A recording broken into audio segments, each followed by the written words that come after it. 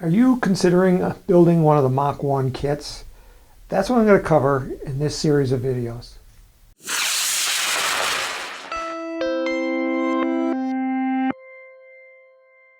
This is a typical kit from Mach 1 rocketry.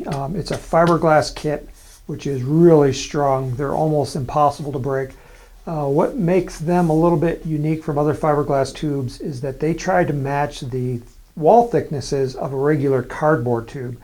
And the reason for that is then you can take a regular nose cone that goes on a regular cardboard tube and you can stick it in the tube and it will fit really nice. That saves you a lot of money because fiberglass nose cones are really expensive.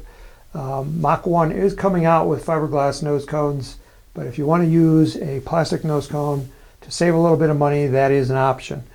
The kit also has through-the-wall fins, fiberglass fins, and fiberglass body or engine mount tubes. You'll also find fiberglass rings, Kevlar shock cord, and a rail button. This is a little bit different from the Apogee components rail button that we sell. This is kind of a rail button where you have to build it up using smaller pieces. I'm going to go through the steps on building this that is from Mach 1 rocketry.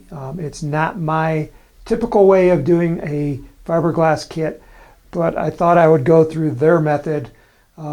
There's a million ways to build rocket kits, so don't be afraid to experiment. I'm just going to go through their method. I do have a series of videos that is my preferred method, but this one will work just as well. So in the next video, we'll go ahead and start bonding things up. So until then, my name is Tim Van Milligan, and this is the Apogee Rocketry Workshop.